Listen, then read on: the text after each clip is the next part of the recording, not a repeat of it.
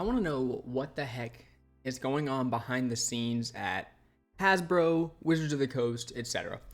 Because now I'm not just a D&D player, I'm the DM Seth, so this is mainly a D&D channel, but I do play Magic the Gathering as well, usually once a week with a group of friends at an LGS or local game store. So what I'm wondering is what the hell is going on with them?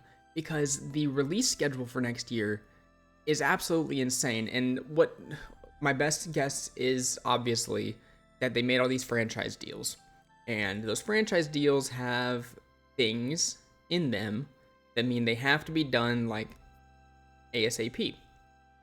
Because this year we had a couple of in-franchise sets for Magic, and now listen, I am not someone fully caught up on the lore of Magic the Gathering, but I am someone who has played the game for long enough to know that like immersion is still a thing when you're playing it, and sometimes whenever a SpongeBob card that says Counterspell on it gets thrown down, my immersion gets like, what the heck is that? And now that's not me poo-pooing the idea of Universes Beyond and all the things that can be put into Magic the Gathering sets, but even though I don't even know like a lot of the lore and stuff, I do think theming is important, because things like the Lord of the Rings set and Fallout and all of that, I feel like they thematically can kind of work in Magic the Gathering, and when I joined in playing, they weren't, like, they were already there, so it wasn't too weird for me. But it was really when this last Spider-Man set hit that this was the first pre-release since I started playing the game that I didn't go to, because I was like, I really don't want these cards. I just didn't want them. Maybe there was one or two that I thought they had a cool mechanical thing, but even then I was like, I just don't want to buy these cards. I just don't want them. And now Final Fantasy was right before this, and I won that pre-release. Like, so I enjoy going to pre-releases, and I'm pretty good at them. I usually am pretty competitive when it comes to like rankings and stuff at the LGS we go to. You know, I'm not anything special, but it was crazy to me that I told my wife, I was like, I don't want to go. I really don't. Now Edge of Eternities I thought was amazing. It's such a cool set with really cool cards.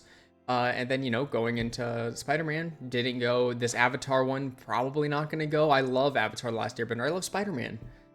But I don't want them in... I don't want their cards. You know? Maybe there will be a cool art or a cool card theme for Avatar that I think fits. Because I think thematically it can work for Magic to have the whole Way of the Elements type stuff. They have all of Jeskai, which are just monks who do magic stuff. So it's not too out of the ordinary for those kinds of themes to be there.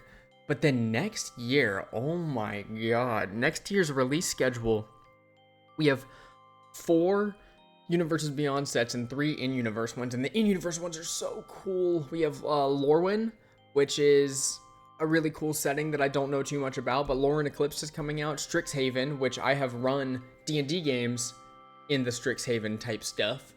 And then last but not least is going to be Reality Fracture, which kind of brings a bunch of the Magic stuff, you know, through a multiversal event, which cool. I mean, it kind of reminds me of MCU type stuff, but I mean, I'm not against it because I think it's going to be cool, and the cards will at least be in universe. And then we have Universes Beyond, which Universes Beyond as a whole, I don't think is a problem.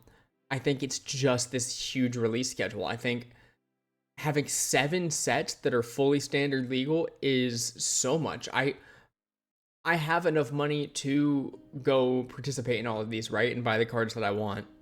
But I don't, because I feel like I'm wasting money going through, like, some of the sets are what, like 1 month apart.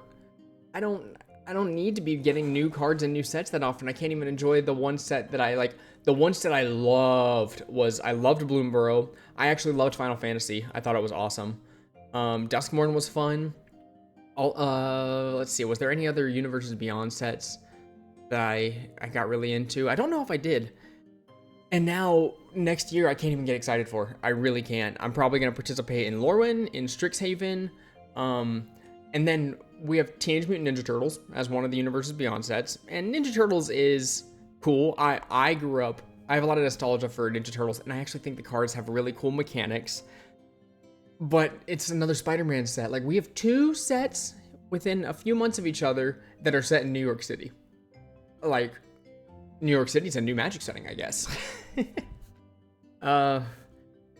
Let's see. Then there's gonna be the Marvel superhero set, and Star Trek, which I have no fondness for, like Star Trek. It would be like I do like Star Wars, but if they had a Star Wars set, I also would just be like, probably not gonna participate in this one either.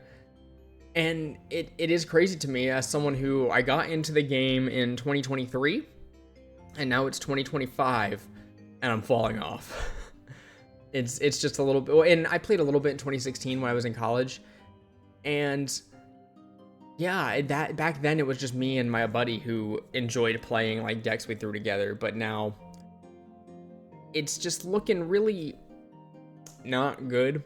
I'm assuming that this will change when reception goes through, because Wizards of the Coast probably got the message when it came to Spider-Man. It didn't sell well. Prices dropped really, really, really fast.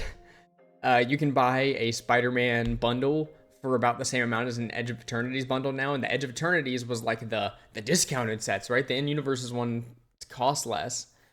But yeah, and like I said, not against Universes Beyond. I kind of like the Ninja Turtles cards. I really do. I think the art on them is cool. I like the characters, but I'm still gonna feel a little yucky because I feel like the reception's gonna be bad, and then I'm gonna go to my LGS and I'm gonna be like, oh yeah, I'm gonna play my Donatello deck, and someone's gonna go, you bought the Ninja Turtles set? Ugh, yuck. And they might not do that. They probably won't do that because everybody's pretty nice there. But you can see my little dilemma here. So yeah. I've been feeling this way about Magic for a while, and I feel like it's a very commonly shared sentiment, but let me know what you guys think. And I would like to talk a little bit about D&D as well, but I'm going to do that in another video, so I'll see you guys in that one.